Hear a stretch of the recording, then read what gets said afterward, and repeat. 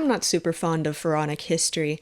When I was traveling through Egypt, seeing different monuments, I kind of skipped over some major ones just because I wasn't really interested in the whole pharaonic history thing. Of course, I traveled through it several times during my stay living there, but on my first go, when I thought this is the only time that I'll be able to see everything, I didn't really care about seeing the pyramids at Giza. I didn't go to the Valley of the Kings. I didn't go to the Ramesseum. I didn't go to Abydos, even though I did want to. And generally speaking, I just didn't really care too much about, like, monuments built specifically for pharaohs.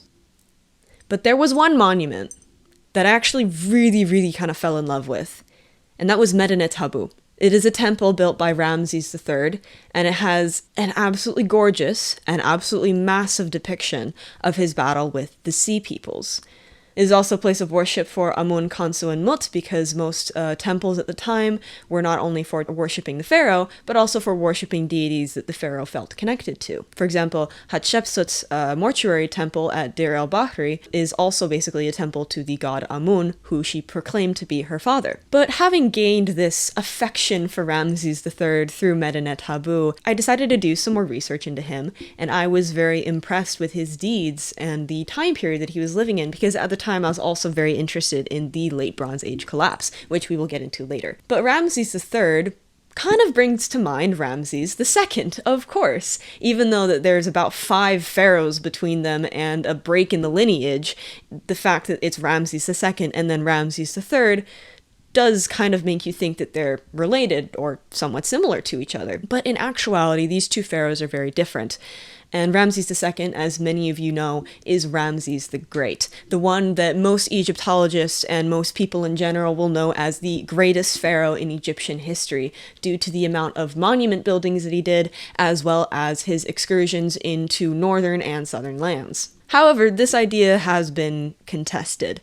Some people, some Egyptologists, have apparently had a similar vein of thinking as I do, and have figured that maybe Ramses III should be Ramses the Great. You see, there are some misconceptions and also some contextual things about both Ramses II and Ramses III that, when are brought to the limelight, kind of can make one think that maybe Ramses III really was better than Ramses II.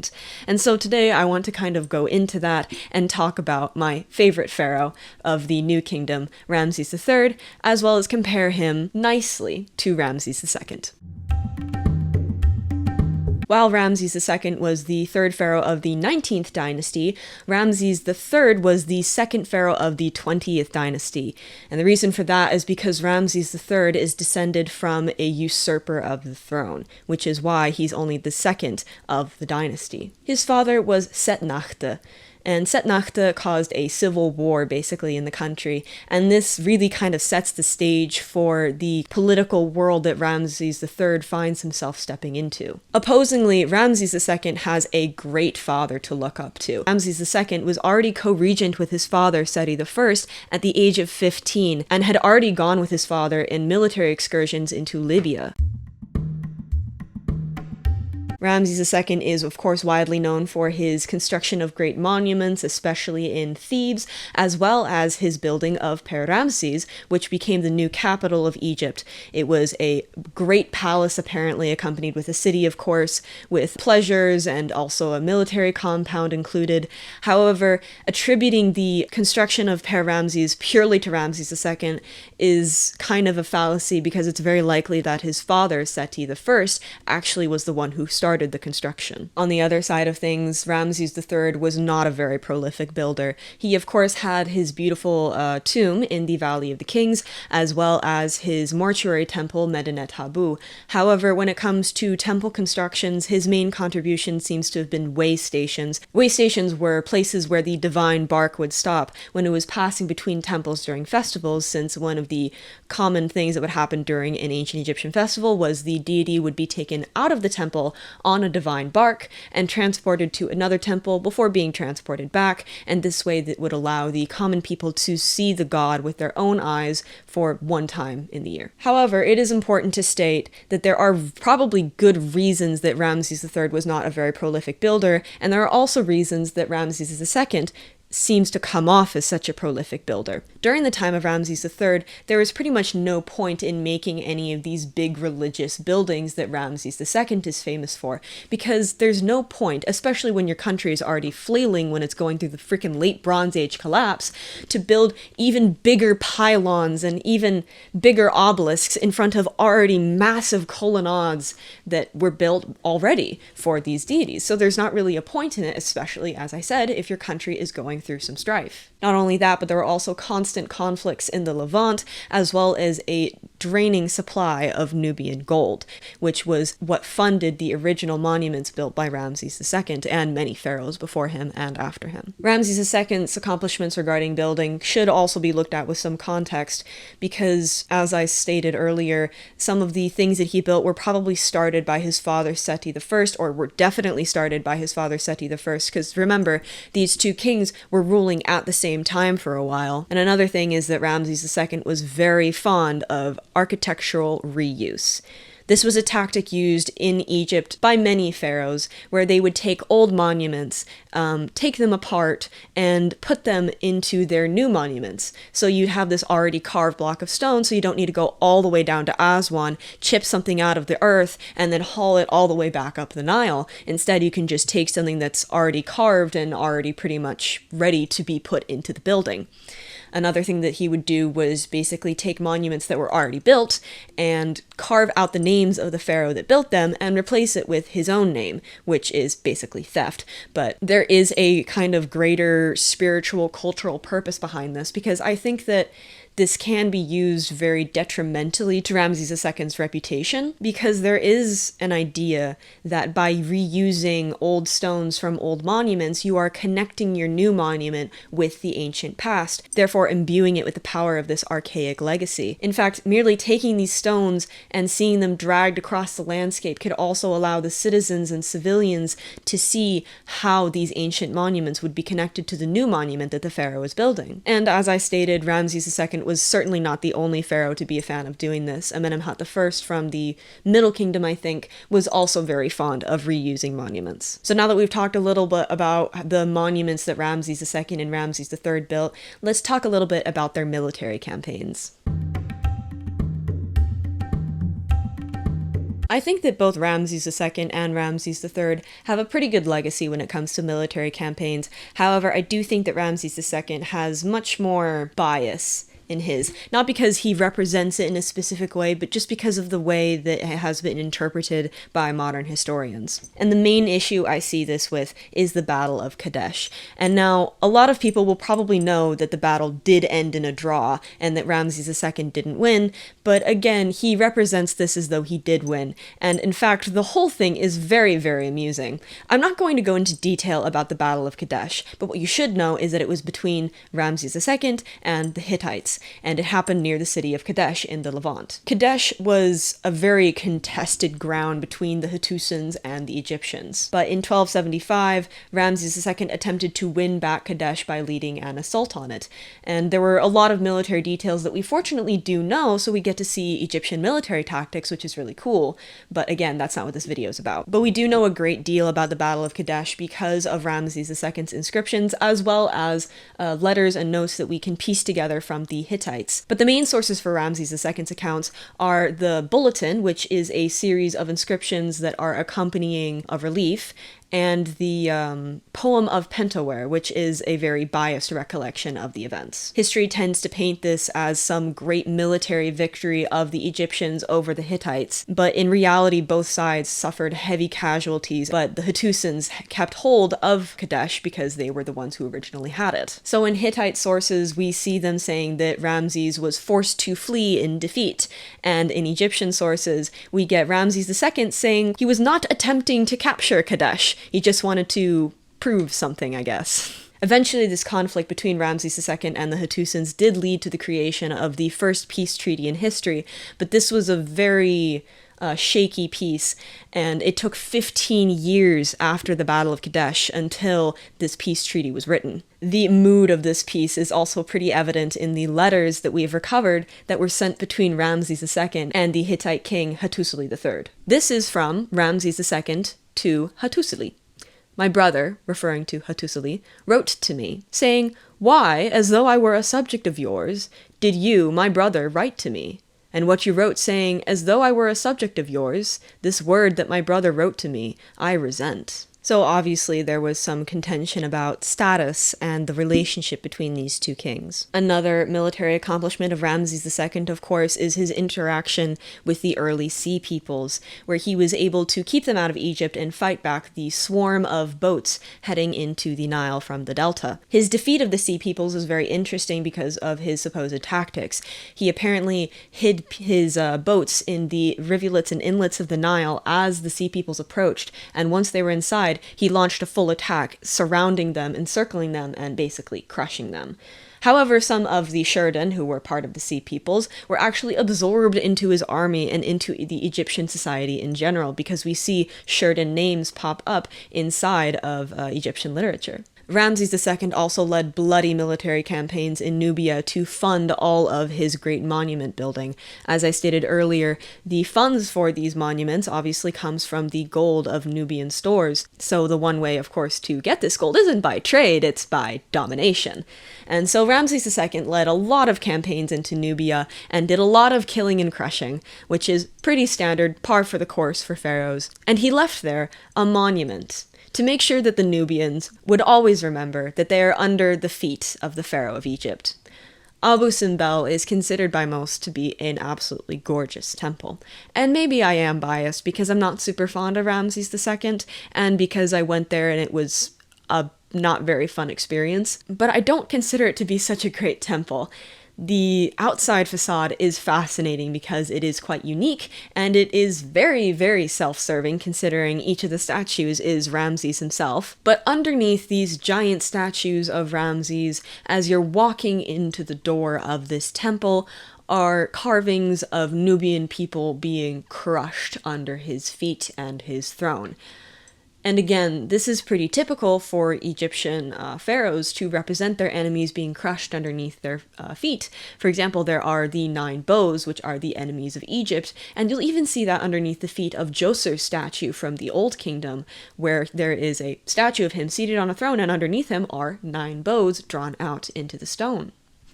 But there was something very visceral about going into Ramses II's temple at Abu Simbel, because the Nubians that are depicted there are basically life-sized, which is quite different from the usual depictions because most of the time the monuments aren't big enough to have life-sized people underneath a giant person's feet. But either way, it's a pretty disturbing sight, and I really didn't enjoy it. And again, that is some of my bias coming out as a modern person, and I'm not looking at this through the eyes of an Egyptian or an Egyptologist. But still, it is disturbing to me.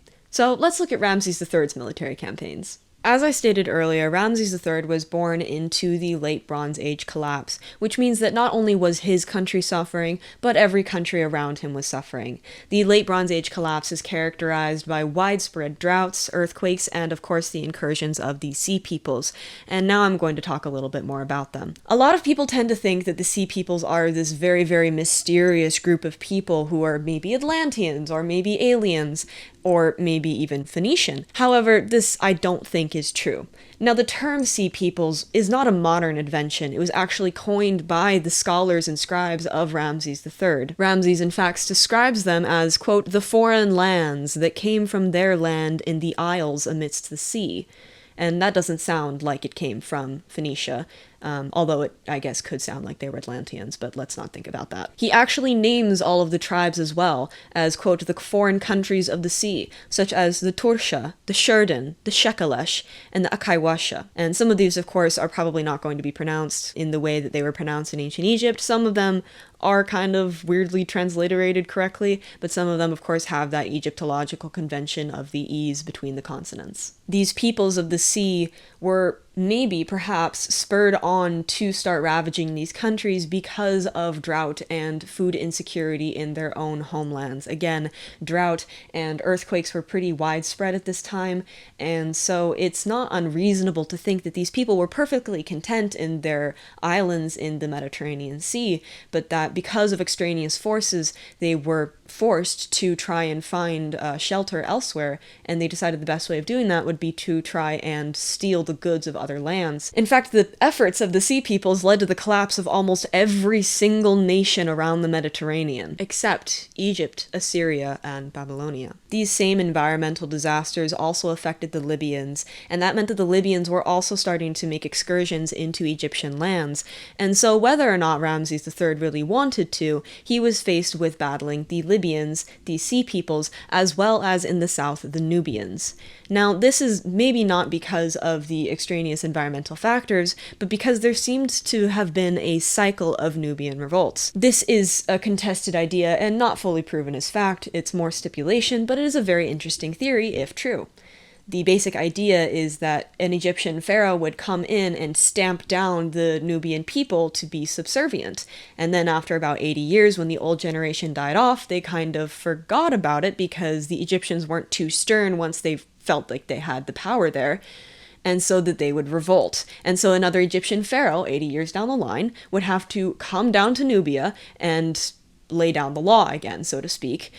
And this unfortunately seemed to coincide with Ramses III's reign, so he faced issues coming from pretty much every single direction. These battles were intense and frequent, and in fact the Libyans actually made it to Thebes via the oases in the western half of the modern country of Egypt, and was able to take over Thebes basically in year 25 of Ramses III's reign. Despite all of these battles, however, Ramses III was able to hold on to the Egyptian lands in Canaan/Phoenicia, and when he defeated the Sea Peoples, he actually settled a lot of them there and proceeded to tax them, which I think is very amusing. This is also probably where we get the idea that the Sea Peoples came from Canaan, because they seem to have settled there after all of their excursions into these foreign lands. But Ramses III also allowed the Sea Peoples of their various tribes to settle into Egypt as well, just like Ramses II did. So now that we've gone over the basics and kind of compared them, let's kind of review. Ramses II was born into the 19th dynasty during a time of great power and riches for all the pharaohs of Egypt that happened to be born around that time. His father was a very good and proud pharaoh, Seti I. He was already doing excursions into foreign lands, military excursions of course. By the time he was like 14, he picked up the monument building from his father and continued to support it through excursions into Nubia to steal their gold, and he built some of the most iconic monuments of ancient Egyptian history. However, his accomplishments are slightly overshadowed by the fact that he did reuse/steal monuments of older Egyptian pharaohs, which again is not like a moral thing, it's just more of a thing of like, well, you didn't build that, and so you took the cheap route of making it instead of actually building it with good materials that were new, and instead you destroyed old monuments so you could make this one. And his self-proclaimed great victory at Kadesh is obviously a fabrication. Undeniably, however, Ramses II absolutely did lead his people through a very prosperous era. He didn't screw it up, he didn't lead everyone to starvation, and I think that he did a good job as pharaoh, and he certainly brought a lot of great achievements to the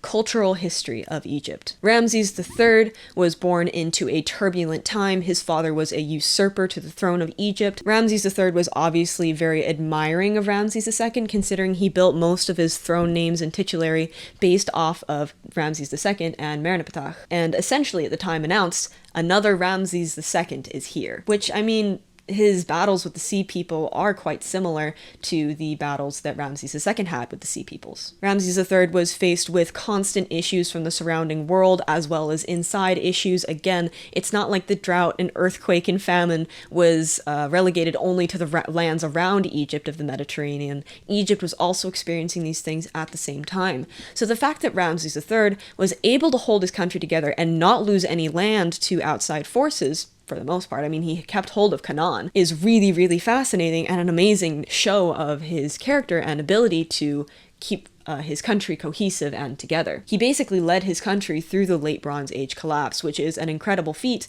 again, given how many nations fell during this time period. The Egyptologist Kenneth Kitchen says, quote, Ramses III achieved a creditable amount for his particular time and circumstances, which I think is a pretty good way of putting it. Ramses III did inherit a time that was overshadowed by Ramses II's achievements, as well as by the turmoil of the land around him and the political situation that was simply there before he could do anything about it. And of course, it's hard to know what is real historical fact and what is propaganda, because a lot of Egyptian historical records are the records that we get from the pharaohs that were sponsored by the pharaohs. And so they are going to be full of propaganda that is perpetuating this idealistic image of the pharaoh, whoever that pharaoh might be at the time. I think that in the end, just purely looking at their accomplishments, Ramses II does kind of win out. I don't think that he's the greatest pharaoh, but compared to Ramses III, he did do more. However, given the circumstances of Ramses III's ascension to the throne and all of the conflict that was going on around him, I think that he did really well. And I still think that he's my favorite out of the two. Unfortunately, while Ramses II got his mostly peaceful death, Ramses III was assassinated by his own family, which really goes to show you the amount of conflict going on at the time. This is part of the harem conspiracy, which was a very complex plot that involved a massive amount of people from the temple and from Ramses III's family, in which they wanted to basically usurp the throne and take power for themselves, which kind of does make sense considering that Ramses III's father, Setnakht, was a usurper himself, and so there might have still been lingering feelings of like, well, this is okay, we're still settling into power and the royal family right now. So thank you for coming with me on this little dive into Ramses II and Ramses III's accomplishments, and for entertaining my interest in Ramses III and my lack of interest in Ramses II. I will put some links below so that you can read more about both of these pharaohs and about the late Bronze Age collapse and about the Sea Peoples, because it is an absolutely fascinating era of history, and I think that everyone should know about it. Please go read more, go learn, and let me know what you think about this, because it's really fascinating to me. And again, thank you for listening, and I'll see you in the next one.